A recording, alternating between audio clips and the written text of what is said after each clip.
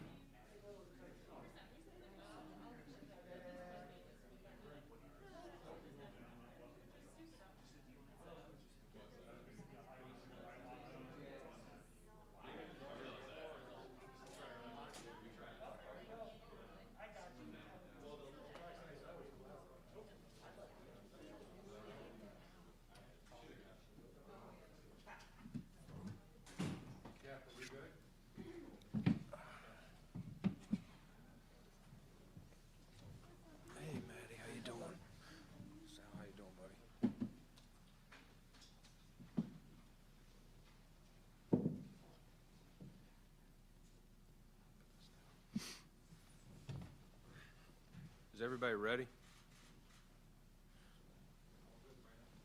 Very good. All right. I'd like to just start out, and then I'll open up the questions. But first, I just want to thank some people. If you give me time to do that, our players.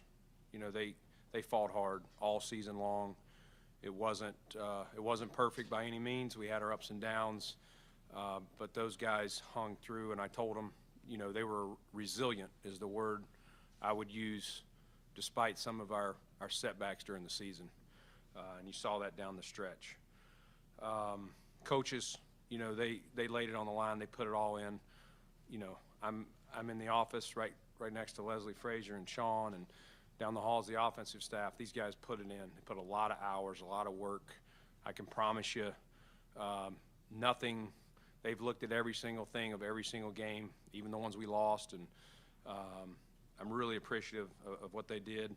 Nate Bresky and our training staff. It's an unsung group, but just the health of our group between him, Eric Ciano, and Joe Collins. You know, and Nate had to deal with all the COVID. This is a second year of dealing with that, and that's a lot of headaches on him beyond. He never signed up for that when he was an athletic trainer, and I appreciate what he and his staff have done. Jeff Mazurek, our equipment, I mean, we had the craziest weather. We had to go on the road to get some normal weather. And he had, you know, whether it was Josh keeping his hands warm or all of our players, what kind of, you know, the field got frozen. We were trying to keep it tarp for that playoff game against New England and trying to make sure our guys had the right cleats. Those are things that people don't think about, but it's injury prevention and guys playing to their, you know, to their caliber, and Jeff and his staff did a great job. You know, our scouts have already hit on the road again to help put this team together, and they're at the NFLPA and Senior Bowl, and we can talk about that, but I'm really appreciative of them. And our owners, Terry and Kim, I know it's easy to forget, but they give us every single resource, and I mean it. And I talk to GMs, I talk to other people. Some people don't have it the way we have it, and I hopefully everyone in this city realizes that they do give us every single thing we ask for, and that's huge for me to. I can sleep good at night knowing that we have everything we need. Something doesn't work, it's not because they didn't give it to us. And last, our fans. You know, the Bills Mafia. I'm sick to my stomach that we lost the other night, but I am so appreciative. Our building is so appreciative. It's painful. And for people to show up at the airport at 3 in the morning, I don't know what the temperature was, but I wanted to hug them all. But I'm just so appreciative all year long, no matter where we went. We lost in Jacksonville, and that was probably the most painful game other than the other night. And so many of them stayed and were like chanting for us. I mean, I would have been booing us. I was booing myself. And it just says a lot to who they are. And I'm sorry that we didn't get it done. We're all hurting, and I'm sorry. With that said, I'll open up to any questions. Brandon, how many times have you run through how the end of that game went over the past few days? I haven't slept much, so I've thought about it a lot, John. It's painful, and still going through it.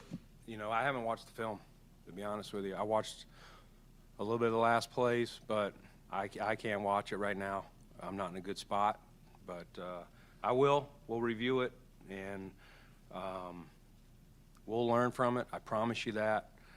There's a lot of pain in this city, and there's a lot of pain in that building over there, and, you know, we're going to do everything in our power to not let that happen again. What can you tell us? I realize, you know, you're not on the sideline, you're upstairs, but what can you tell us about the how and the why all that went down in the final 13 seconds? Yeah, I mean, you know, it's tough. At the end of the day, like, we didn't get it done, and we've talked about it. Sean and I have talked about it at length. You know, talked about it with ownership, and, you know, there's no There's nothing I can say that's going to fix it. We've reviewed it. We've talked about it. I can promise you we're going to continue. We're going to learn from it as an organization. You know, things happen. There's, you know, the golf analogy, there's no mulligans here. You know, I'd love to re-tee it, and Sean would as well. Our players would, our coaches. We didn't do what we needed to do when we had them there for that 13 seconds. And, you know, Sean's got a knot in his stomach. He's got a pit. You know, he wishes there's things he could have done. You know, there's nothing I can tell you that's going to fix it. We have to learn from it. You know how much that we work on these things. Sean and I talk about game management all year long. After every game, games we win, things that don't necessarily get talked about in the media, we still talk about things. And I may ask him questions and he'll explain what the thought was there or whatever. I'm big into game management. And this is one I can tell you we're going to learn from. And again, there's nothing I can say that can fix it. I wish I could fix it. I've thought about it a million times. Brandon, recognizing nothing's ever linear in this league, but outside of the women's division again, you did lose 6 games as opposed to 3, and you got knocked out a week earlier in the playoffs. Would you consider it a step back, given where you were last year? No, I don't think it's a step back. It's a good question, Sal. You know, sometimes you have teams that go through, you know, we always talk about, you go through adversity, and various things happen during each season. Sometimes you're in a funk, or you lose the wrong players at the wrong time. You know, it's a matchup league, and sometimes you match up against certain opponents better than you do other opponents. I mean, you know, we lost to New England here. You know, I thought the weather probably suited how they were built better than where we were at the time. And but there's other games that we lost that, you know, we would like back. I thought we were playing really good football. The key is to get in the tournament. I wish we had won a game or 2 more, which could have had at least 1 more home game, maybe 2, if I was saying, you know, regrets. But I think this team was playing really good football down the stretch. You know, I think some of you have referenced it. You know, this team was really hurt after that New England loss here. They know how much that means to this city and this fan base, and to us, it's a division game. We take our division games very seriously. And then we had to turn around quickly and go to Tampa, you know, Super Bowl champion, and the first half just was spinning out of control. And, you know, I thought the players and the coaches did a great job of just, hey, forget the scoreboard, let's just go out there and see what happens and lay it on the line. And, you know, if not for a call or 2 here or there that, you know, probably could have really helped us, I think we'd have won that game. And but the light came on there. You know what? Look what we just did in the second half. Let's get back to that. Let's be ourselves. Let's be loose. You know, maybe we were a little bit tight. You know, I don't know. But I thought we were really playing good football down the stretch. And, you know, I think you saw it the other night. That was a heck of a game between 2 teams. You know, Kansas City, I don't need to – they're one heck of a team. And compared to where we were a year ago when we played them twice, once here, we hung in with them, but it really wasn't as close as probably the score. We went to that AFC Championship, and, you know, they didn't run us out of the gym, but we never really made it a game, I would say.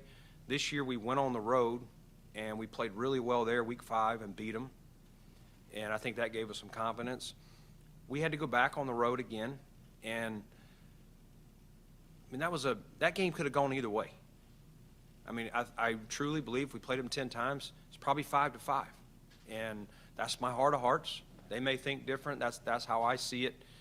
If we had just finished that game the way we know how, we're not sitting here right now. We're preparing, you know, for another one. And so I think we took some steps in the right direction, even though we didn't make it as far as we did a year ago. Sal. Brandon, with that said, you know, last year at this setting, you had a very clear focus on retaining your own in free agency. That was the goal of this franchise, and you executed that goal.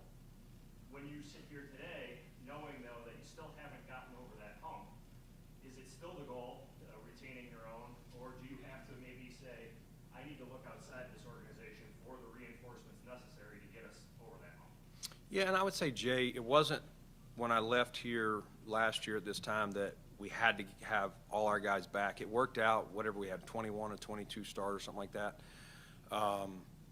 But I didn't know if, Matt Milano, if we were going to lose him, or Darryl or Feliciano, various guys. We did bring in Emmanuel Sanders, who came in and helped us. We got Starr back. I didn't, try to put it that we had to have everybody back.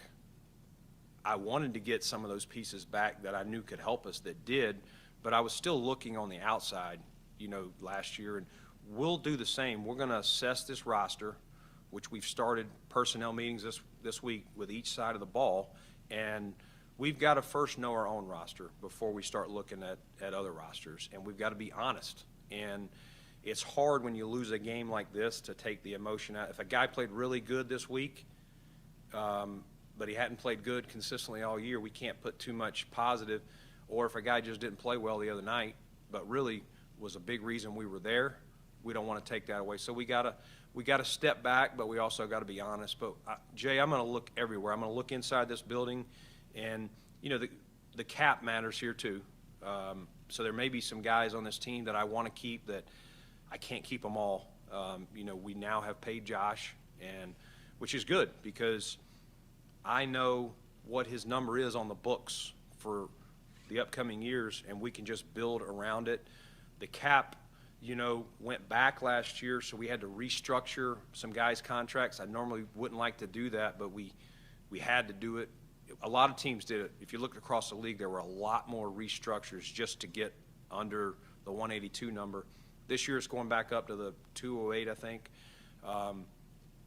It's not going to be perfect for us, but it's going to be better. And, we'll still have to make some moves, but I wouldn't see us being like big spenders or anything like that, but we'll definitely look to fill some spots from the outside as well as retain some of our guys.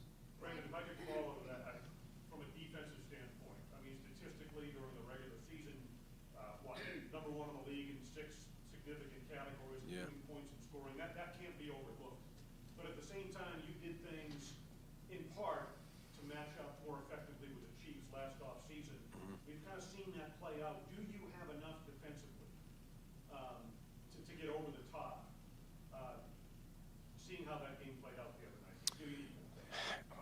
Adam, we could have won 50-0, and I still would think we need more. That's the God's honest truth, because everyone's when you get up here, everyone's chasing you. Your division's chasing you. We've won that 2 years in a row, and just because we beat the Chiefs, I'm sure they would still look at – at the end of the year, however they finish, they're still going to look at the teams that are they're going to have to run into next year. So I think we did some good things. I think we played them – we played them twice this year. I thought the first time we really played them very well defensively. I think they adjusted, and they handled it better this time. They probably got the better of, their offense got the better of our defense the other night. But they do that to a lot of teams. They're really good. That quarterback he's outstanding. And Tyreek Hill he's a unique guy. If you guys see a guy like Tyreek Hill out there, let me know. I'd love to have him. So it's just that speed that he took off, after we took the lead, and we were up 3, I think, and he took that crosser, we were in 2-man, and he got past Levi, and there were some angles that guys probably thought they had the right angle on him, and he just beat it. And you can't coach that. I would love to have a lot of guys with that speed. It's just a rare trait. Brandon, kind of going off of that, last year we talked about the need for speed and matching the Chiefs' speed, as you just mentioned. Yeah. Is that going to be kind of an emphasis, maybe even more so this offseason and when you're going towards the draft? Not necessarily. Heather, they still got to be a good football player. You don't want to put a bunch of track guys out here and say we're going to keep up with them, but they don't have instincts. I'm always looking for speed. Size, speed, those are prototype things that we're looking for at whatever position it is. Whether it's linemen with speed, whether it's D linemen with speed, I'm looking for that at all times, and it does help. But you got to be careful that you're not just chasing speed and we're losing instinct, smart, and feel. Does that make sense? Whether it's speed or not, I think a lot of the talk last year was matching the Chiefs, beating the Chiefs. They're the measuring stick, building a team, some of the moves made to combat what they're doing. You saw what happened in the Super Bowl, and maybe direct, you can speak on it, how you built the team to match them. Is that what you're thinking here today? Is that's still the team that we have to beat? We have to find a way to find the pieces. And I understand you still have to beat New England's of the world in your division. I understand that. But is that what your thought process is? Yeah, I mean, we've got to, again, Sal, if we had let's say we beat them the other night, I'd still be, when our season was over this week, I'd still be looking back going, the Chiefs are going to be back. Pat Mahomes ain't going anywhere. Tyreek Hill, Travis Kelce, McCole Hardman, they've got a lot of speed. They've done a great job. You know, Coach Reed, Brett Veach, give them a lot of credit. They've had a nice slow build. You know, I don't know what Andy got there, maybe 2013, and they've done a great job. You know, they had some pieces because they started with Alex Smith, and we're putting some pieces around him, Kelce and Tyreek and those guys. And, you know, it was a really good situation. Mahomes came in, set for a year, learned from a great pro like Alex, and then you start out with those weapons a little bit different than our build here with Josh, where we were having to redo the cap at that time with the same rookie quarterback. So it's kind of a different way to get there, but they've done a great job, and I think everyone in the AFC and are definitely looking at them. They're the gold standard. I said it a year ago. They still are. We'll see how they play against Cincinnati this week, who's a nice, you know, they've done a great job there with Joe Burrow. Brandon, can you maybe just give us a rundown of what you thought you got from your rookie class this year? Yeah. Starting with Greg, you know, for a guy who sat out a year of due to the COVID, I thought he did a great job. He started 17 games and then the 2 playoff games. Probably definitely hit the rookie wall in there with some games. You know, probably wasn't as physical with his hands or just he started really well in camp. Started early in the year. I thought he hit a little bit of a lull, but he came on late. I think it was Atlanta. He had the sack fumble against Matt Ryan and really kind of regained his poise and helped us down the stretch. And he is an unbelievable young man. He fit in great. I think he's going to be a really good pro for us for a long time. Boogie, on the other hand, you know, we went with another D in there, as I told you multiple times, wasn't planning on doing that. Boogie fell out of the numbers. It wasn't anything we were disappointed in him, but you got some vets, and you're honestly going to rely on those when it's close. You're going to rely on the experience of Jerry Hughes, Mario Addison. I think Mario ended up with 7. I don't remember what Jerry had, but it just became a numbers game at times where we couldn't get them all up. And it's nice that you got in the bullpen in case you get injuries, but selfishly, you know, in my seat, I'd love to see them all play and play more.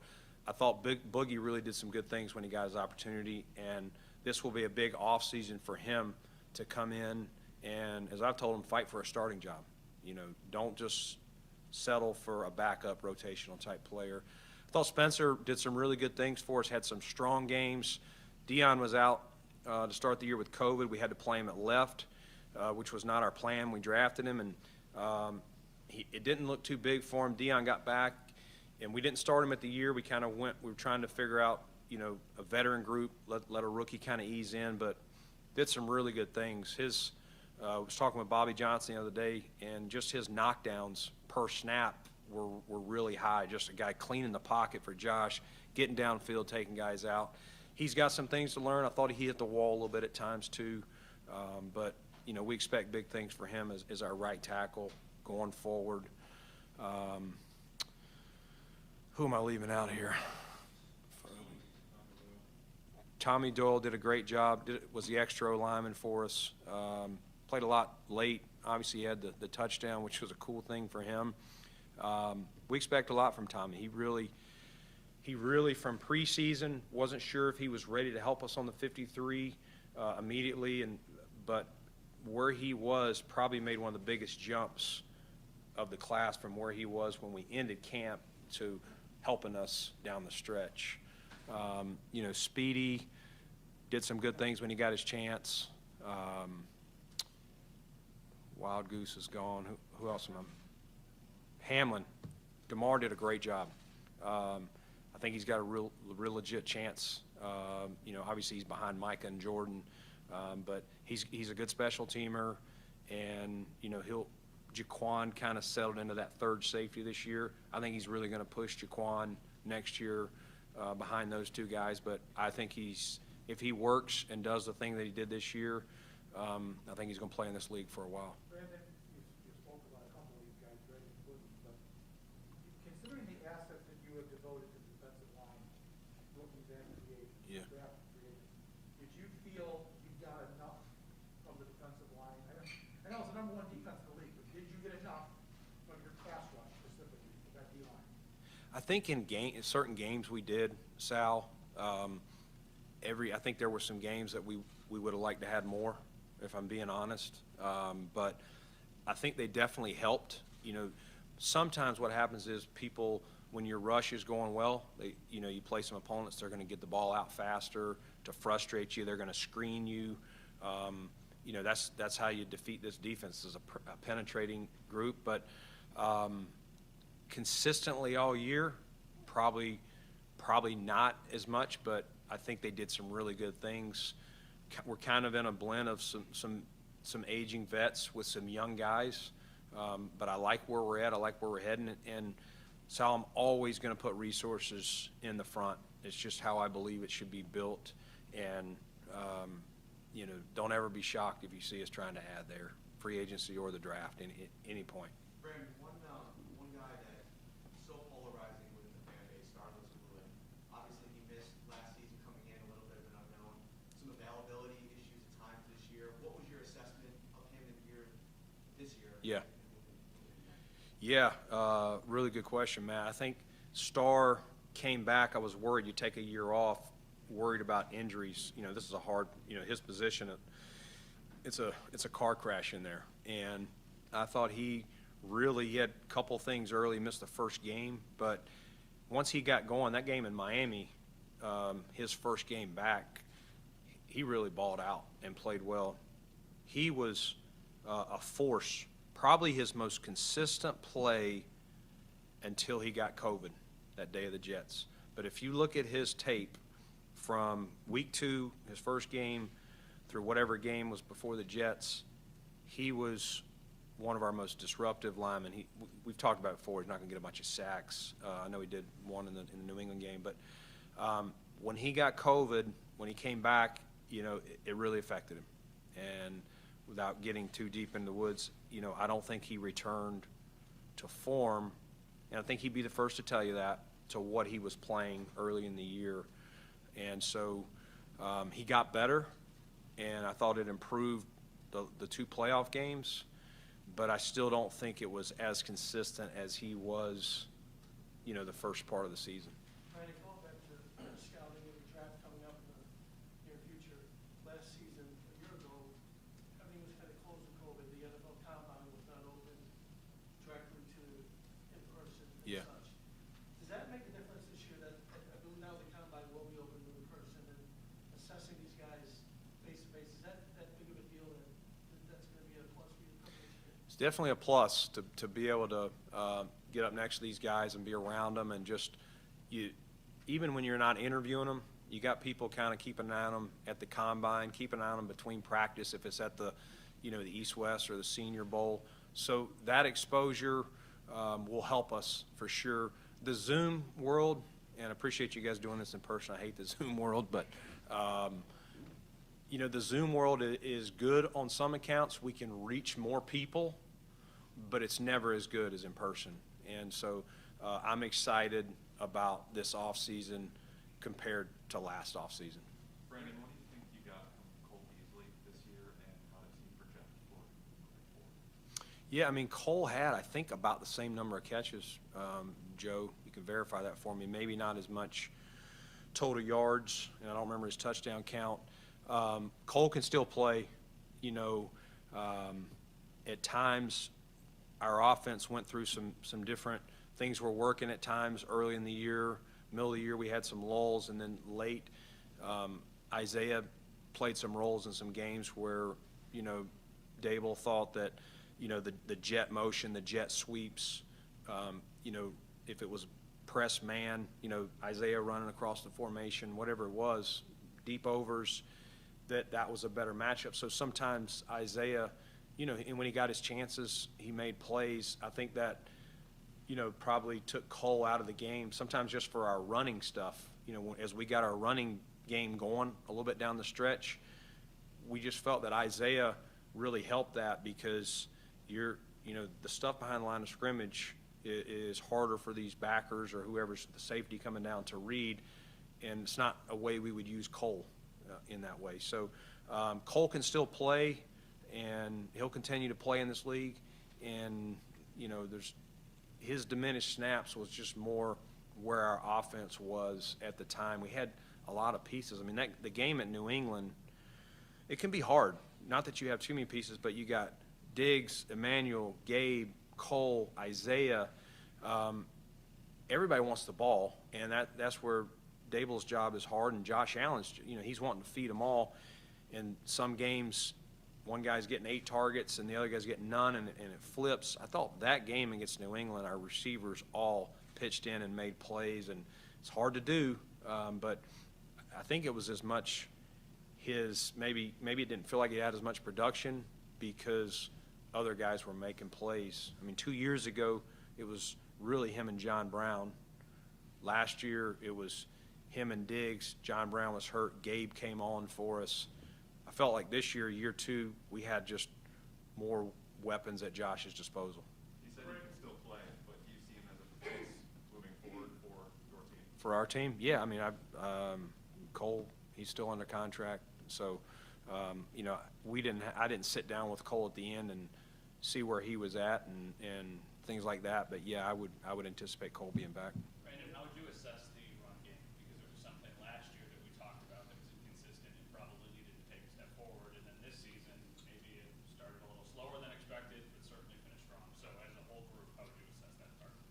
Yeah, Matt, very inconsistent early, and you know, we struggled to get that going. You know, I think as we've alluded to in some of these other earlier questions,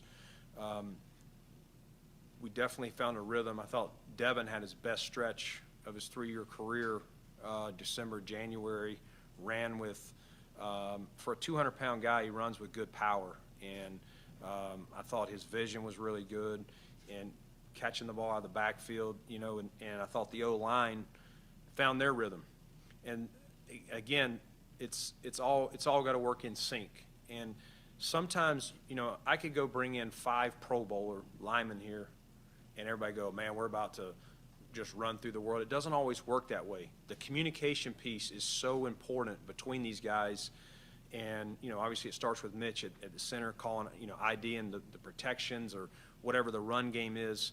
And, you know, that down the stretch, that group, you know, we hated to lose Ike because I thought it was gelling even with him. But Ryan Bates, next man up, got his chance. And I didn't feel we dropped off, and it kind of just, the ball kept rolling once we started it. So something to build on for that whole group, and hopefully next year we won't start out with the lull that we kind of had this year. Brandon, with the offensive line, it's the second year, you bring back Quentin, kind of goes south early, bring back Daryl and John. John ultimately gets hurt, doesn't come back in. Daryl kicks inside. Just how do you feel the offensive line has kind of been handled over the past couple of years, and where do you see maybe some of the evaluations before the season seeming to go so far south, you know, not too far in?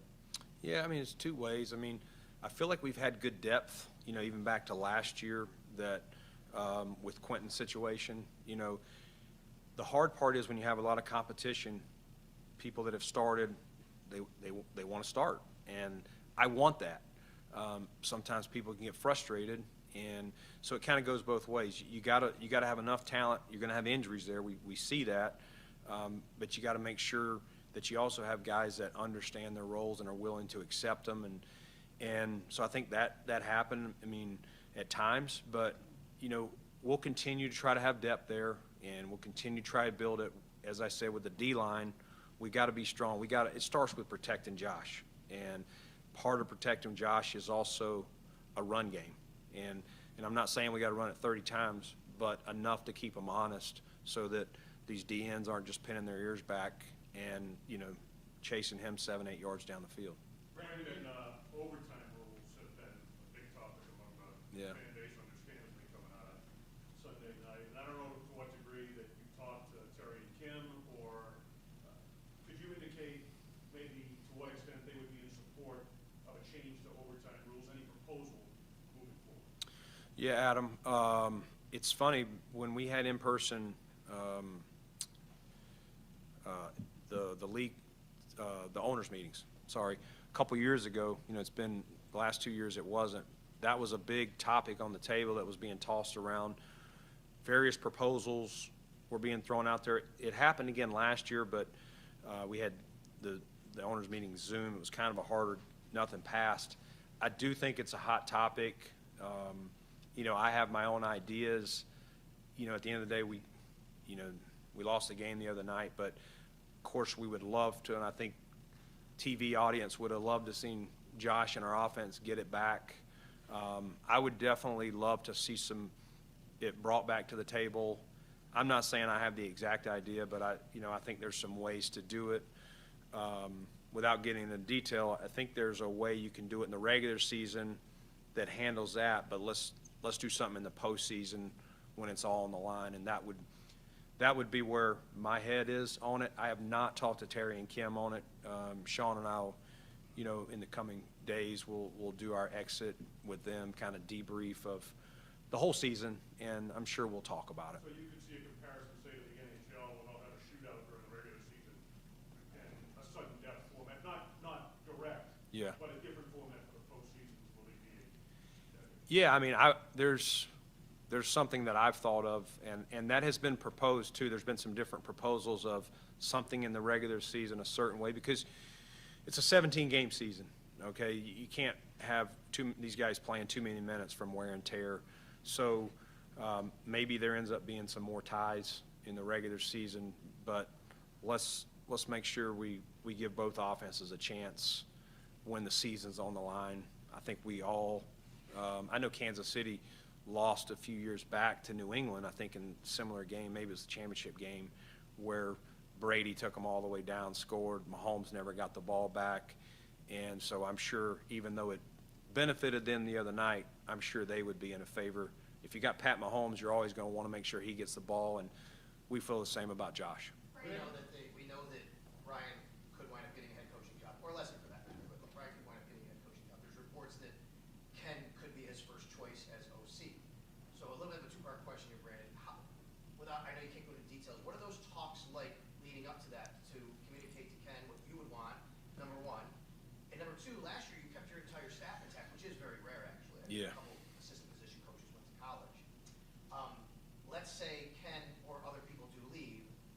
What is that process like? You already knowing where to branch out to communicate to other people who are looking for jobs or already have jobs around them? Yeah, so, Sean and I have talked about a list of candidates for, if you lose Leslie Frazier, if you lose Brian Dayball, the rules are such that no matter what, you have to interview from the outside anyway for coordinator positions. So we would follow all those. We have a list of some guys.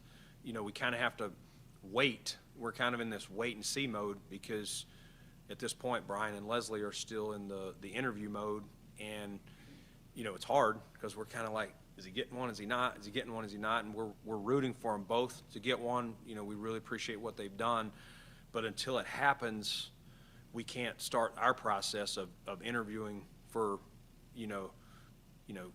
offensive coordinator, defensive coordinator. But yeah, we always want to look inside too. We would want to look at what do we have, whether on the defensive side of the ball or the offensive side of the ball, what do we have on staff here that we think could handle Brian's job or Leslie's, and then who are the candidates out there that we've coached against, played against, whatever it is, that, man, that guy, that system I really like.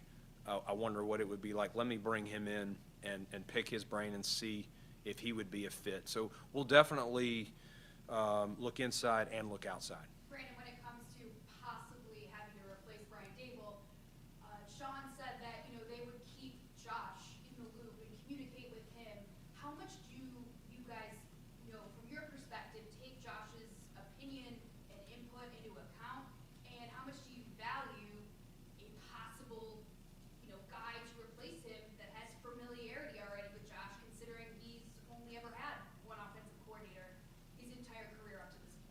Yeah, I mean, I feel fortunate that Josh has only had one offensive coordinator. You see young quarterbacks, and I'll get to your question, but you see young quarterbacks struggle that have to go through multiple coordinators. So that was one of the things that we put down, stability in the offensive system and the coaches around him.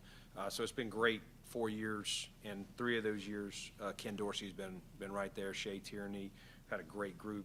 Even Davis Webb, in his own way, he's like a player coach for us. So, but Josh, definitely value his opinion. You know, we have a great relationship. I sat down with Josh Monday, and you know, we just talked about the game, the season, life, and he's in such a great spot. I'm so proud of where he's at.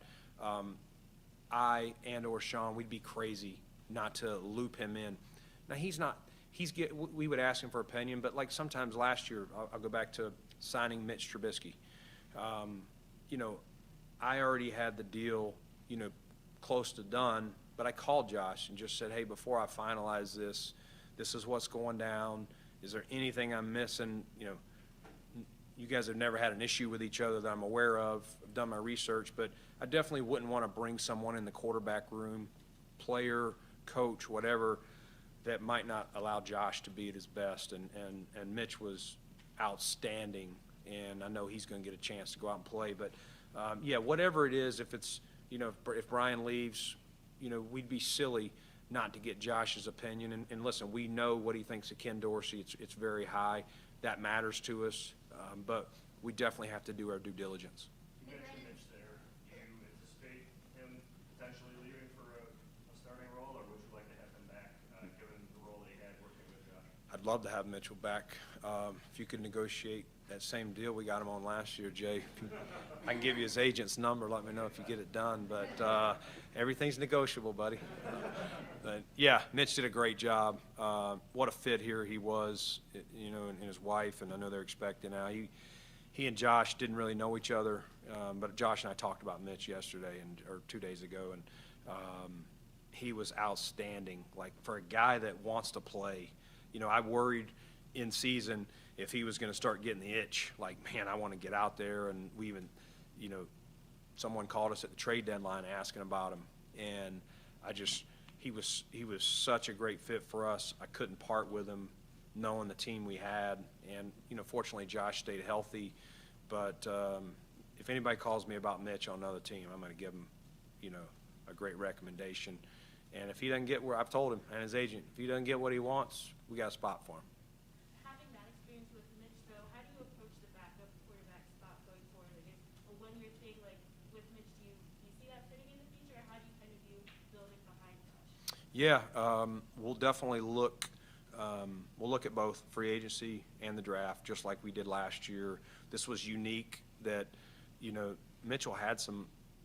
He had some opportunities, but they weren't at stable places, and he was at the point where it didn't work out at the Bears. You don't want to go somewhere that quick and it go negative, go south on him. Come here and hit the reset. And, you know, again, I talked to Mitchell before he left, and he, even though there were times he definitely wanted to play, he thought the reset was good for him. So, Lena, we'll look at all those avenues. It's an important position.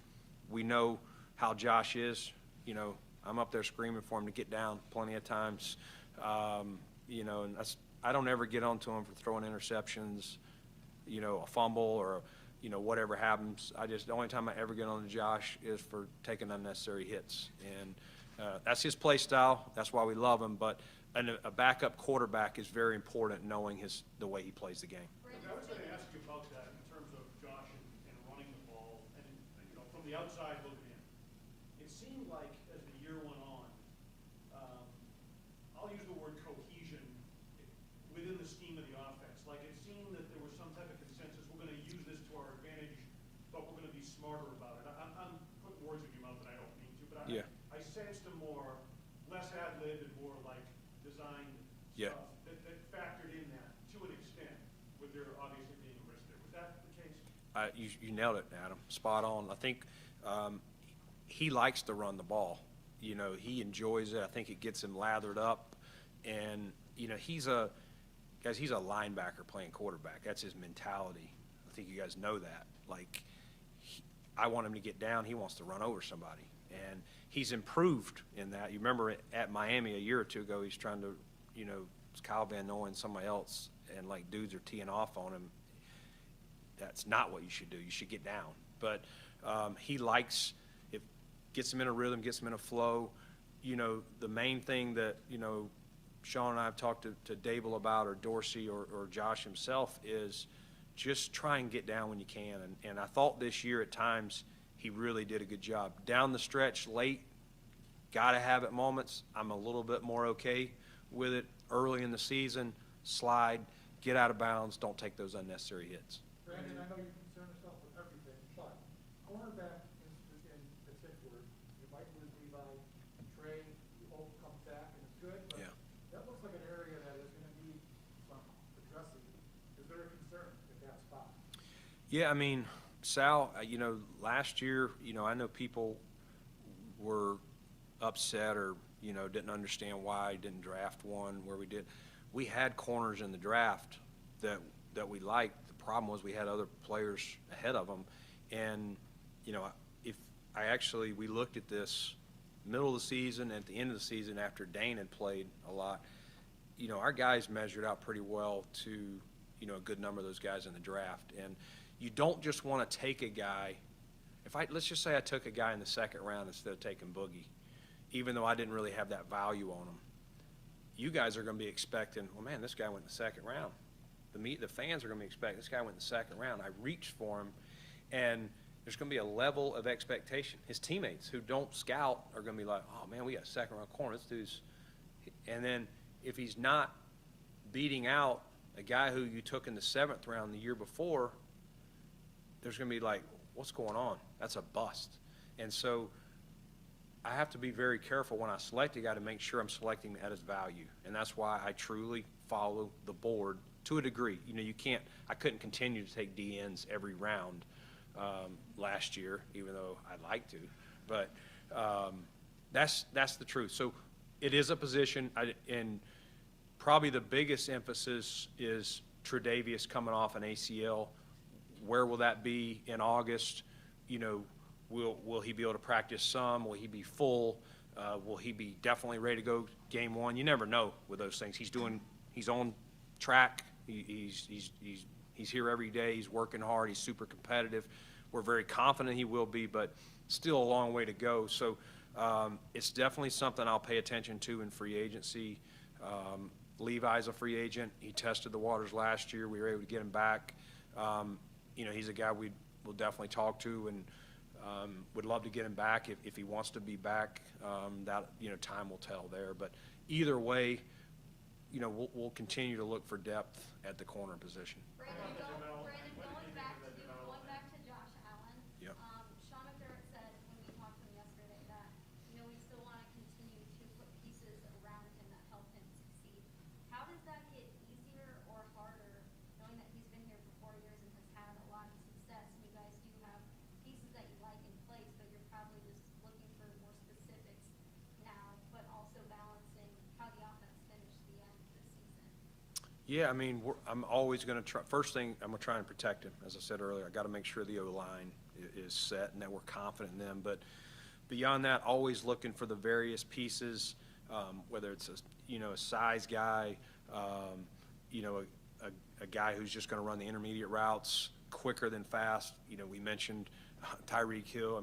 You'd love to have a guy, a rack guy that you can get the ball to, and he can turn a 5-yard pass into a 60-yard touchdown. So we'll continue to look for those things. You can never, we've talked about speed here, I think Heather asked it, but you can never have enough of that. So we'll continue to look for various ways, out of the backfield, tight end. Dawson had a really good year. There's various ways to run an offense, whether you run 2 tight ends, whether you run 5 wide, whether you run 2 backs. So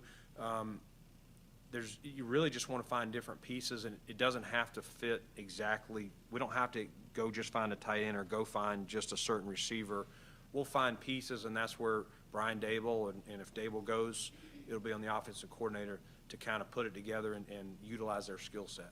How much Tremaine and Oliver are 23 and 24? What did you think of Tremaine and Ed? Yeah. I'll take them one at a time. I thought Tremaine did a really good job again. His leadership, Tremaine is a quieter guy. Probably if you compare him and Josh, they're both the quarterbacks of their side of the ball. Tremaine is naturally quieter, more lead by example, but when he speaks, guys do listen, and I think he's, year by year, he's more comfortable being that guy, being that alpha, even though maybe it's not innately natural to him. Tremaine has done some really good things. I thought his physicality improved this year, take on, getting off blocks. I thought all that improved. There's still, things that he wants to get better at, and we think, going into next year, he's a young player still, but, going into year 5, we think he'll be even better. And Ed, didn't have, he had 3 or 4 sacks that were probably taken away from him, on penalties, things like that. I thought he was our best, most consistent D lineman all year from start to finish, and I think he trended up all year. The game slowed down for Ed this year, and he was a huge factor in our success. And again, Sal asked me earlier about grading the D line. Those guys were a big part of what we did, even though we don't have a 15 sack guy or anything like that, a number of tackles for loss. Ed really helped the back end with his disruption, having the quarterback get the ball out, or at least getting him off the spot, having to throw on the move turns into an incompletion or an interception. Hey, Brandon, back to Tremaine just for a second. Yes. Again, any talk of football that you do, but if I'm looking at it, it looks like he's a great athlete, and it looks like it's the instinct that maybe he doesn't quite have the instinct sometimes. Would you say that, you talk about things he needs to improve on, would that be something, just maybe the way he reacts a bit that's instinctual out there? Yeah, I think certain, as a young player, some things come faster to others. I think Tremaine has definitely improved his awareness, his instinct of what to see. I think like anything, Sal, sometimes you face an offense that does a lot more. I was talking about Isaiah McKenzie, or, some offenses you face, listen, I got 2 indicators and then go. And then maybe, but you got to remember too, he's also the quarterback of the defense. He's calling, he's checking, he's doing a lot pre-snap to get us lined up. It's a hard job, in the sense of, it's like Josh has got to make sure all these things, and then he's got to go execute it. I appreciate where you're coming from. I think Tremaine does a lot with the whole operation that doesn't get noticed because maybe he didn't quite get through the B gap in time to make the play, or he was late. He's a heck of an athlete. He's improved his the pass concepts. I think, again, this was all new for him coming to middle linebacker, and I think if you look at where he's at every year, I think he has improved a little bit each year to where he's at. He'll be the first to tell you, though, there's plays that he wants back that, man, I should have seen that quicker, or I should have reacted quicker. I should have been more physical, or I should have got my eyes around to find the receiver in whatever pass play it was. But he helps us in a lot of ways that sometimes, again, don't necessarily get picked up, by Joe Fan or whoever. With that being said, where do you stand in regards to a contract extension with him? I know you picked up his 5th year, but is that something that's on the table that you'd like to get done this offseason? Yeah, I mean, we're going to look at all that.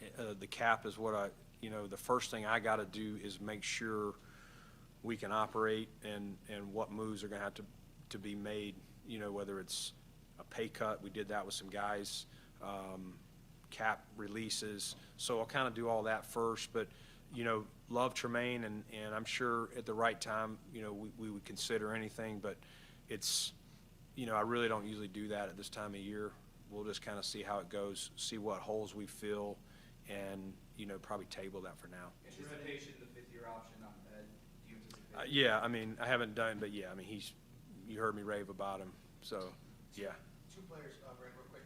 Harrison Phillips, he mentioned his value better than anyone around the league. Mm-hmm. He's going to be a free agent for you. He even mentioned community, all the things he does. If you could speak on how you'd like to bring him back. Yeah. And were you satisfied with what you got from Matt Hawk this year? Okay, Harrison. who doesn't love Harry? I mean, he's an unbelievable human, which we knew coming out of Stanford. He's had some setbacks with the injury stuff, but was super proud of him the way, it timed up well. Starr kind of had COVID. I talked about it didn't go as well for him coming back with just the inconsistency. But in steps Harry to be that consistent guy opposite Ed and really stabilized our front in there. And he does a lot of things. I talked about Tremaine making calls, setting the defense.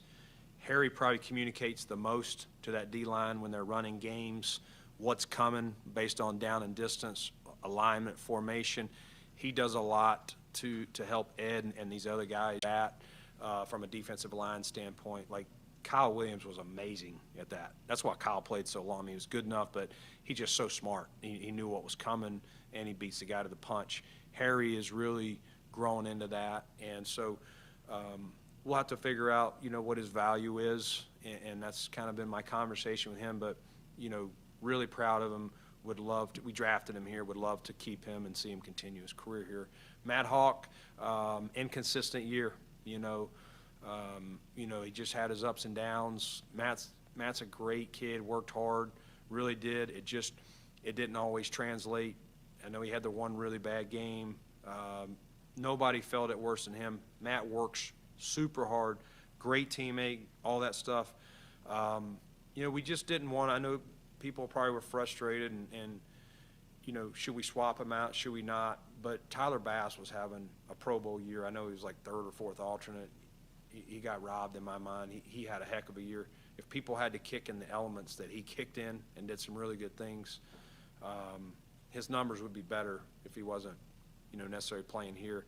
Matt was a big part of that. Matt has great soft hands, sets it down, no issues, and that doesn't get talked about. People don't realize that, but that's huge in that operation to do that. And I did not want to mess with Tyler and Reed and Matt, that cohesion, the three of them. And Tyler's having too good a year to mess with that. Will I look at it in the offseason? Yes. Brandon, you talked about it, Sean talked about it, the nature of this season. COVID, year two, all the vaccination stuff. I mean, you can see it on the Zooms even, like the stress that it puts on you guys as an organization. Yeah. Now you've had all these year-end, chats with all the players and coaches. What's the status of that culture that you guys worked so hard to build going into another important offseason? I think the culture is really good. I know with whether it was Cole or whoever else, the vaccine, but the vaccine talk was going on in every building. You had guys in every organization. I talked to GMs about, how are you guys? I was trying to learn. How are you guys, if at one point in camp, I think we had like 13 that were unvaccinated, and one team was down to like 2 or 3, and I called that GM and like, how are you guys doing it? What am I missing here? And it wasn't a lot different. There were various ideas we tried, and we got it down to I think 6. That it was a slow build. For various reasons, guys have their beliefs, and that's the world we live in. But I don't think it ever messed with our culture at all. I mean, I think guys, I don't think whether it was Cole, anybody else, I don't think they were trying to do anything to take away from the team. They just had their beliefs, and in the building, there really wasn't like friction going on about it once we got to playing football. You mentioned your conversation with Josh on Monday. What was that like? What was your message to him? And then what do you kind of make of this season that you had? Josh is so comfortable in his own skin, and just, he knows that, I can share with him things that, and he can do the same, that we got that kind of relationship. There's a lot of trust. The trust I have in him is how we got his contract done, to be honest with you.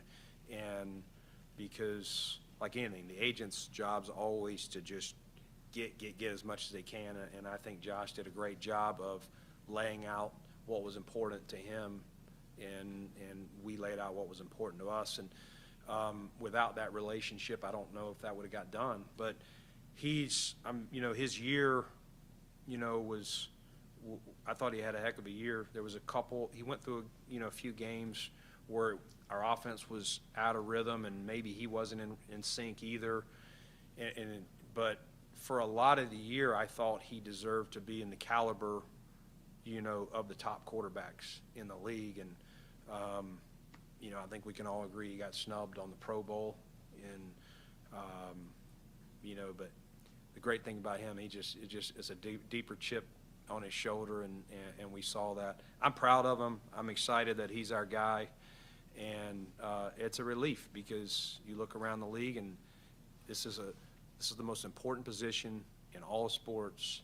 And I know we're down. I know I expressed my hurt earlier for losing that game, but we can smile today that we have Josh Allen. Brandon, I don't want to paint you into a corner or anything, and you also answered it a little bit when Jay was talking to you earlier, but I do think looking back on last year, you were like, yeah, we need to improve the pass rush, and that was something you were openly trying to improve. Is there an area, a position, anything that you're like, that's our number one focus going into the offseason, we need to get better there? Not really. I mean, I want to get better everywhere, Matt. I really do. I'm going to look hard. I'm going to look back at the pass rush too, and what pieces will be leaving and what do we have to fill in there. I'm going to start there on the defense. And, I thought our secondary played really well, but as Sal alluded to earlier, Tre'Davious' injury, Levi's a free agent. We're going to have to look there. We got Tremaine and Matt back. We got a lot of guys, in that linebacker room that are all going to be back. And then offensively, we'll definitely start at looking at the O-line and see what that's going to look like, because the O-line changed a lot. We know for various reasons, injury, not playing well, COVID, whatever it was, some of the guys that kind of thought we would roll with all year long, it didn't turn out that way, and that happens. But not a specific position. Probably Dawson did really well. Maybe some depth there to compete with him, but I'm gonna look at every position, Matt. Brandon, how would you assess run defense? Run defense. Overall, it got better. We had some moments where, we had some games. Here's the thing. It's truly about points that you're allowing more than the run defense. Our run defense wouldn't have looked as bad. Go back to that Tennessee game. Derrick Henry, we didn't get him down. Like, you can give up a 30-yard run, a 40-yard run. You just got to get him down and reset. This year we had a few games. That one, the Harris that for New England that took that one run, which was huge in losing that game. The Indy game, that was really the only game I would say we got blown out of the gym. They had our number all day. They knocked us in the mouth. We turned the ball over, and we never recovered. And they were hitting their stride. They were playing really good football, and we probably weren't. That was right when Starr was out, and we were transitioning up there, but we definitely were not in sync. I think Tremaine was out that game. He was. And so that was the one game I would say I was really disappointed in our run defense. But the New England game, I know we got talked about, they ran it 45, 46 times. If we'd have just got him down on the one long run, I don't think people would have been talking about it if we'd have won the game, otherwise. Brandon, how much a priority is it to bring back Ryan Bates? How much did that change over what he and the offensive line done together the last month or so? Yeah, I mean, you got to give a lot of credit to Batesy.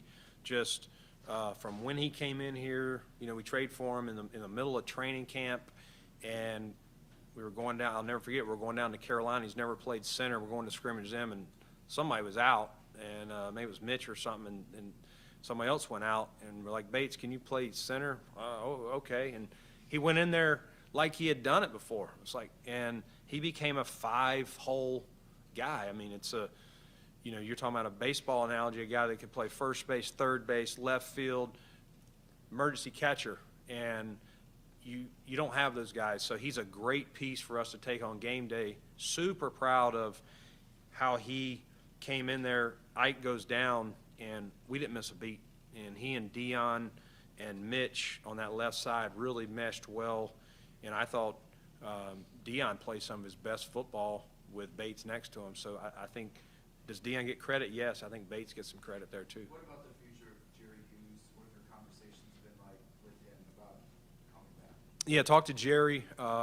First I want to say he has been great here since day one. I mean, we've turned this roster over, and Jerry's been the one constant that's been here and earned that right. He's obviously an aging guy, and I did talk to him, and he intimated to me that you never know where people are, but that he believes at this point he would like to continue his career. So I told him we'll look at it on our end. There's no reason for us to jump the gun until the season ends and kind of the finality of it, how you're feeling. But as of now, he sounded to me like he wants to play. So we'll look at that and consider it, but I don't really have we'll have to see how all the pieces, how the money works, and we'll go from there. Hey, Brandon, with how difficult it is to predict defense year over year, it's much more than offense. How much of an emphasis is there to make sure that you continue to add pieces so that when you have the fastball, which is the passing offense, still running it as hot as it has the past 2 years? Yeah, as far as building our defense up? As far as like making sure you need to build up your offense because defense is unpredictable. I got you. Yeah, I mean, we want to keep our strength strong. And I think overall, our offense had a really stellar year a year ago, in 2020, with some of the numbers that Josh and Dable and that crew put up. I didn't think this year we would match that, and we didn't, if you add the long haul, but that's hard to do. People watch your film. They study. I know in Carolina, in 2015, when we made that run, Cam was the MVP. The next year, it didn't go so well. Guess what? People studied you and figured out and looked at the teams that slowed you down. And I think, I think this year, Josh, one of the maturation pieces that I didn't mention earlier is he started taking more of what the defense is getting. Josh, you're not throwing it downfield. You are checking it down, or we're going to pick the ball off. And that New England game on the road, he started out that game checking it down to those guys and really got us in a rhythm. Then they started playing, and we hit some other stuff. But we'll definitely try and keep this offense as strong as we can. We're going to try and we like to get out on leads to help our defense, because if we can get leads on guys, then that gives these pass rushers a chance to get home, and I believe that's the formula. Have you started at all looking at assistant GM and what you might want to do there, how you're going to approach that? Yeah, Elena, I think right now, never say never. You never know how changes come. There's not someone that I'm targeting outside the building or inside. I feel really good with the staff we have. I mentioned the other day on the Zoom that, Terrence Gray, Malik Boyd, Brian Gain. Brian's been a GM and he's been by my side since 17. Those guys have as well. We've got some other key players. I don't want to run through them all, but I had a great meeting, via Zoom, which I had alluded I was going to on Saturday, with all of them, the college and the pro, all as one.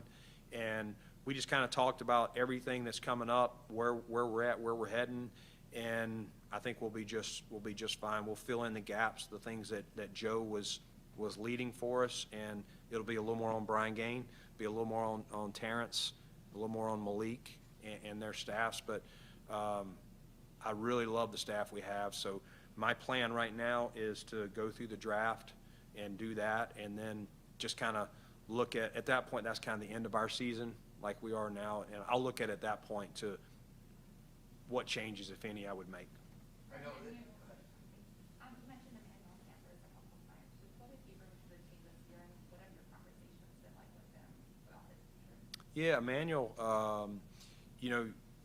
one thing I always had followed his career, and I think I told you we tried to trade for him, a couple years back, but he's played in Super Bowl experience, played with good teams, played with Peyton Manning, played with Ben Roethlisberger. Like he Drew Brees, he knows what winning football looks like, and I thought Emmanuel came in and had several games where he had 2 touchdowns, was a unique piece for us. He still had enough speed to stretch the field vertically. He could also play inside if with packages where Gabe and Steph were outside, he could come inside. And so I love what he brought. True pro, showed up every day, had some injuries with the setback with the knee a couple times, but handled it like a pro. And I thought when we needed him, he brought the veteran experience that we were looking for. I know Josh, I talked to Josh several times in the year, and Emmanuel would come up in those conversations, and he really enjoyed what Emmanuel brought to the group. Thought he was a good influence on the room in the receivers, whether it was Steph, the young guys, Gabe, and he and Cole knew each other. They played at SMU together, so we kind of had that to start the year. I don't know what his plan is next. I'm not sure. I think he's hinted before that maybe this would be his last year, but I have not had a sit down with him to say definitely what he's doing. If he said he wanted to come back, I would definitely listen, and we'd have to work the business out. But I don't have an answer on if he's planning to play, Catherine. Just an operational question. I have no idea if you even have anything to do with this, but there's some rumors that the Bills could play overseas next year. It could be in the rotation. Would that be something, A, that you'd be in favor of, or not care either way, or would you even have any say in the league to say we'd like to do that or not like to do that? You talking about like a London game or something? London or Germany, even if they go there, yes. They got any golf courses over there I can play? Maybe, I'm sure there are. If the weather's good and the golf's good, I can work that out. We're in. No, Sal, I have not heard one thing. I would generally think that we would have heard something by now of, hey, we're considering, would you be open to it? Because the other part of that is, are you talking about, is it one of the Bills' home games or away games? And, I'm not speaking for the Pagulas here, so I'm speaking for me only. I personally don't want to give up a home game to go over there. I want to play in front of Bills Mafia. Hey, Brandon, how does the standard and the challenge to your team change or elevate, knowing that there's positives this year, but you guys still fell short of that big goal? Yeah, nothing really changes. I know we lost the game the other night, but, we have to reset. I said this last year, we don't get to start at the AFC Championship. So that's the hard part here. You work so hard, and that's why there's so much despair when you lose a game like that, the finality of, just yesterday we were preparing for a game, and, we wish today we were still preparing for our next game. It's over like that, and it's a new team.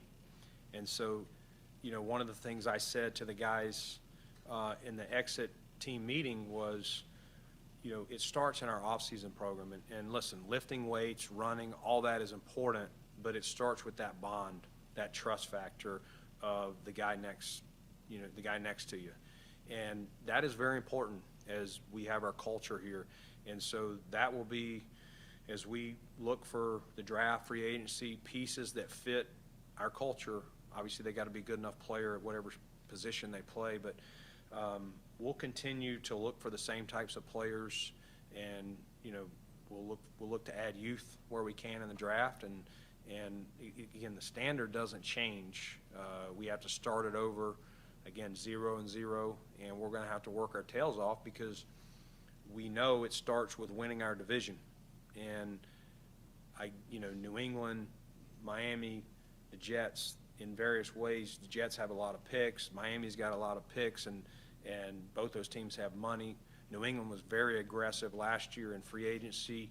I'm sure they're going to do the same. It all starts with winning the division, and we've got to know that we have a target on our back, and we got to hold those 3 teams off. I think between you, players, Sean, everyone's emphasized that hurt that people are still feeling. But Sean yesterday used the phrase like 3 or 4 times of making us part of the story. How do you do that? How do you spin it forward, especially this week? Yeah, most people that achieve success, a triumphant victory, or they became the president of the United States or a doctor, whatever it is, it's not without failure. And, I can say I've learned the most in my life and the most in the 5 years I've been the GM about the things I did wrong. And so we have to learn from not only this game, we got to learn from some of the games we lost in the year, because, as I said, I want to play every playoff game in this stadium next door. And you always ask yourself, what if Kansas City would have had to come here? What would that have been like? The advantage to playing at home in January, coming up here in the cold, the elements, whatever it is. And so,